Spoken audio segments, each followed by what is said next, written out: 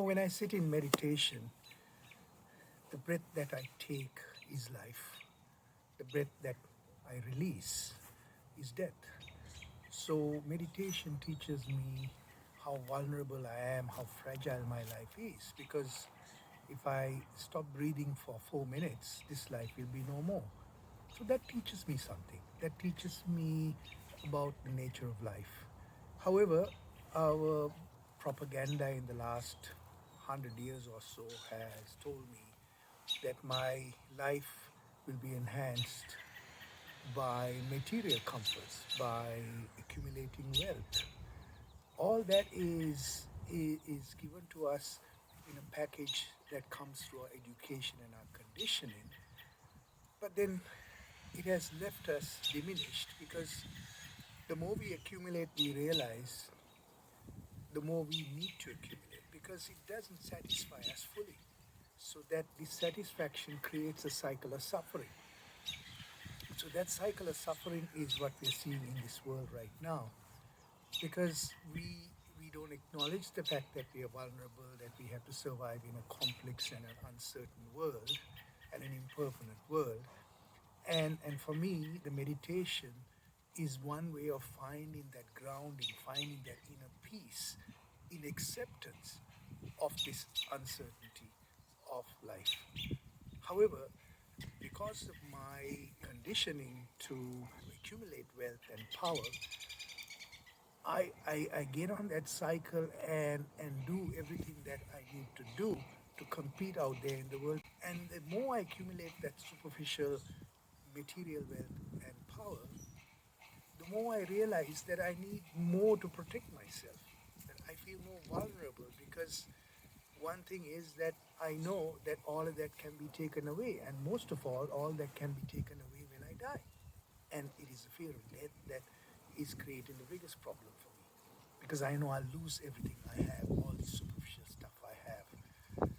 So, what happens? It stresses us out. So, stress creates another problem internally, right? Stress then compromises my digestive system and my immune system and creates an autoimmune response. So it starts eating me from within. So when I look around, when we look around right now in terms of the dominance of autoimmune disease that's out there in the world, it's because of our stressed out lives. So now when I superimpose that to being out there as a person who has power to to lead over other people, who has an opportunity to use their power, what do I see? I see power being used in a way which is now creating that autoimmune response on this earth. We are poisoning this earth. And when we poison this earth, what happens? The earth starts eating itself from within. Then we are doing the same thing to nations with our politics. We are doing similar things to organizations, to families. So we are creating this implosion right now because of the way we are using our power.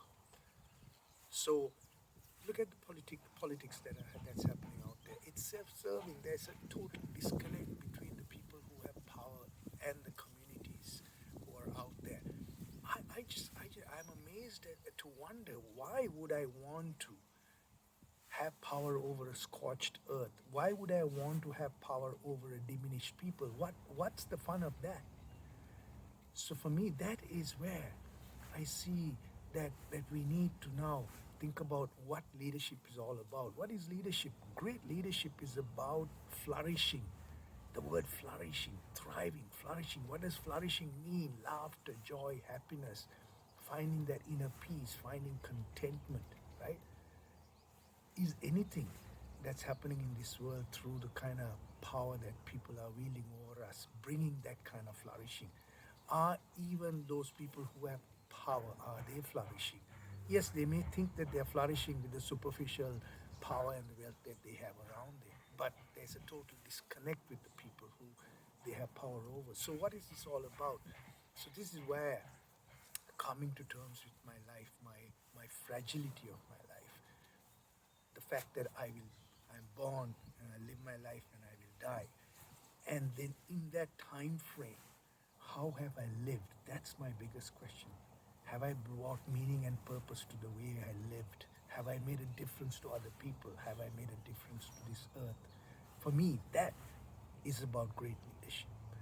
And that means that I have to be compassionate, I have to be thoughtful about the people that I have power over. Because every word, every action I take, every decision I take will have an impact on the people I have power over. So then I have to then listen to what their thoughts are. I have to then hear their needs and wants so they can flourish themselves, so they can have joy and laughter in their lives. So this is what this is all about, right? So then I have to also accept dissent because I don't have all the answers. As a parent, I didn't have all the answers. I asked my children for their opinions. Sometimes I didn't like what I heard. As a manager, as a leader of a business, keep asking people, how am I leading? So then I can adjust myself. I can learn and I can grow. So that's the way. So that is why dissent is also so important in this world. So we can hear different views. We can hear more creative ideas coming from a different generation of people. And that requires me to become humble as a leader. And for me, that humility comes from my mindfulness practice because I know this breath I take is life. I also know this breath I release is death. So I'm aware of the fragility of my life.